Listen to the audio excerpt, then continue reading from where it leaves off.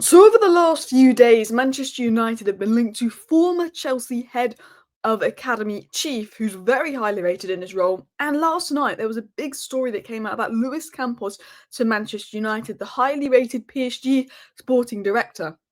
Now, both of them would be unreal additions, but as I said in my live stream last night when the news broke, let's wait and see what Romano, let's wait and see what maybe the Athletic or other journalists have to say.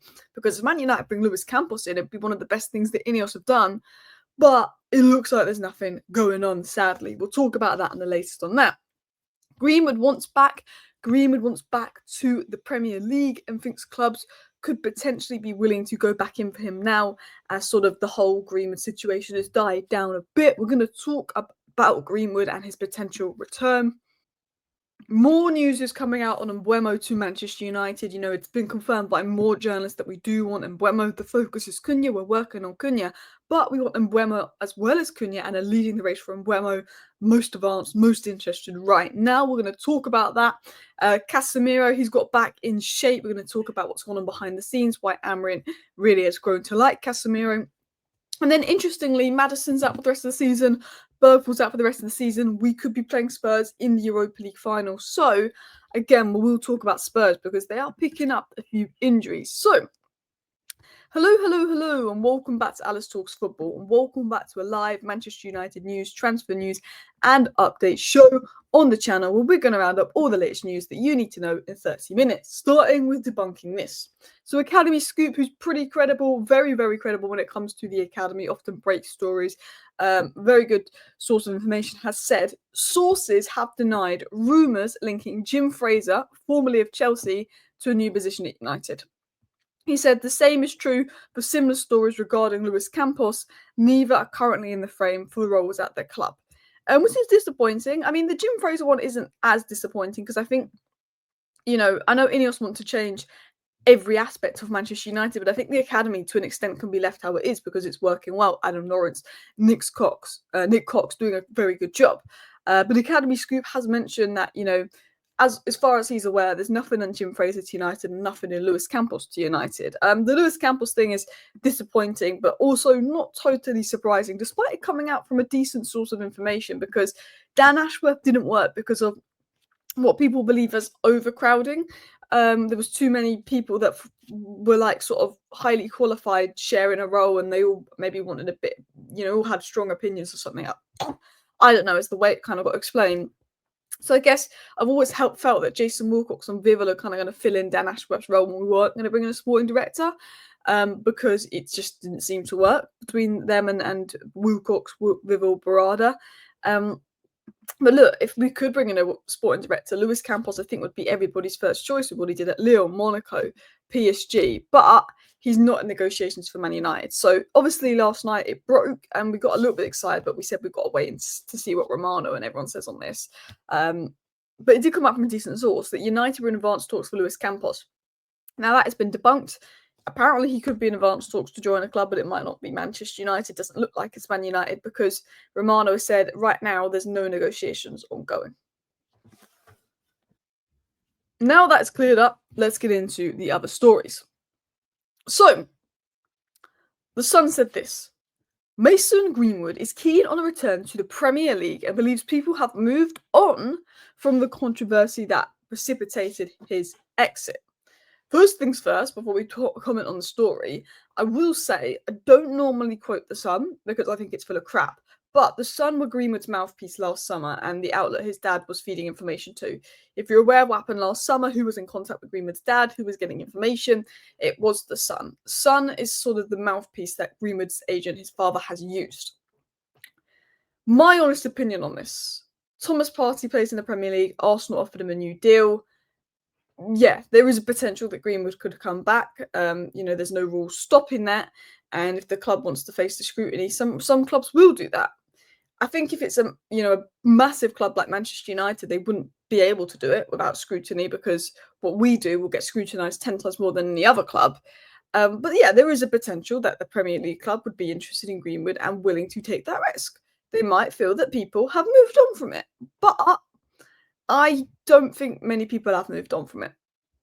It's not one of those, even though he's got kids with her, it's one of those situations that people can't move on from because it wasn't a very nice audio tape. It wasn't very nice photos. People cannot unsee that, and people do not like that. And I think it's a huge risk because if clubs bring Greenwood back and sponsorships pull out, those clubs lose money, and sponsorships are very important to clubs. So Greenwood would never come back to Manchester United. You know, we wouldn't have sold him we would have put a buyback clause in if we had plans to bring him back. United won't take the risk.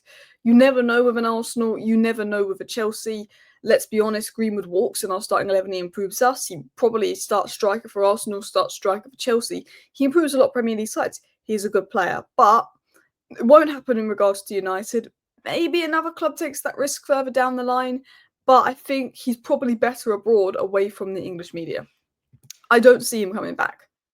Now let's talk about the news on Mbeumo. Manchester United are ready to join the race for Bryan Mbeumo.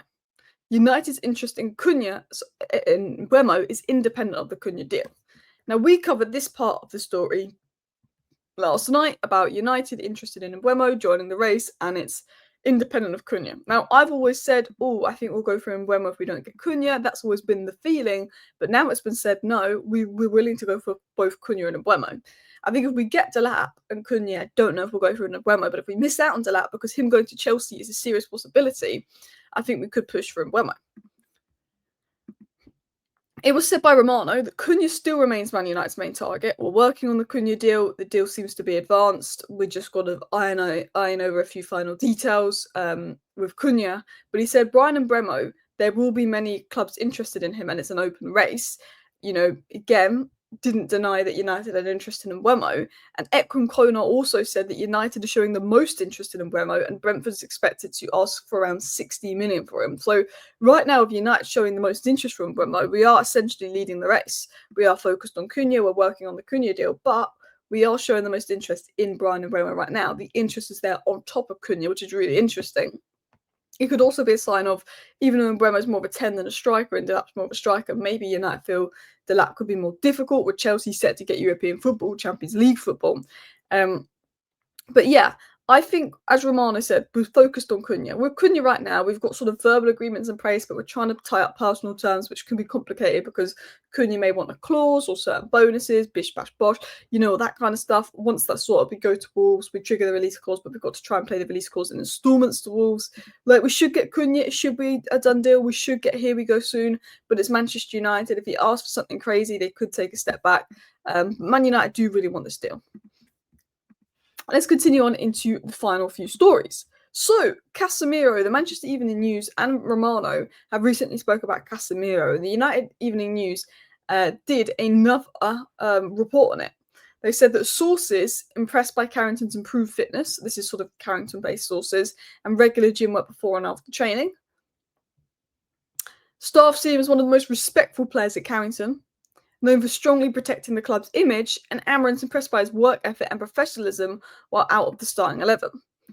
There's been a lot of praise about Casemiro behind the scenes, how he was sort of done in January, wasn't playing any minutes, and he wasn't complaining, he wasn't causing a fuss, he wasn't in the starting 11, he wasn't playing any minutes, but he did not cause any issues, he did not cause any kind of fuss, and he was just in the gym before and after training, working really hard, being respectful, doing what he can to help United's image. And staff and Amorim were really impressed with how Casemiro acted when he wasn't playing much football. Interestingly, I think you can also see it physically. I saw this posted, but it was said here, Casemiro successfully lost weight after consulting Brazilian legend Ronaldo, who imposed a strict diet and fitness plan on him. And we can already see that Casemiro is much leaner, more in shape. Of course, Ruben Amorim has adapted his roles, but he's not asked to do a crazy amount of running. But we could see with Casemiro, leader on and off the pitch, professional, does not cause a fuss. He's not playing. Instead of going, I'm going to go to Saudi and take the paycheck, which a lot of us probably wanted him to do in January, let's be honest. He's gone, I'm going to work hard. I'm going to get in the best shape ever. I'm going to come back because I know I'm still a good player. And that is the mentality I like. If Jadon Sancho could have taken a leaf out of Casemiro's book, you're on the bench for Anthony, who Anthony on loan has proven he's probably better than Sancho, when I always thought Sancho was better. But if Jadon Sancho could have done that and said, I'm going to work crazy hard in training and I'm going to work my way back in the team and not cause a fuss and give everything in training, it would have been a different thing. So big up to Casemiro for that. And then last but not least, updates have come in on Spurs that Maddison's going to be out for the rest of the season. Bergwall's out for the rest of the season, which is two of their best midfielders. Kulusevski's obviously an unreal player, but he was really poor yesterday versus West Ham. Bentancur's good for Chelsea, but he's inconsistent. But right now, you've got Bentancur, Sarr, Kulusevski is probably the best midfield three. Basuma will probably be out of that. Sarr's been inconsistent this season. Kulusevski started really well, but dropped off a bit recently. Bentancur has been quite good in the Europa League, but Bergwall and Maddison probably would start in the Europa League final if fit. So I guess that is a bit of a boost for Manchester United. Let me know your thoughts down below. Thank you for watching. Bye.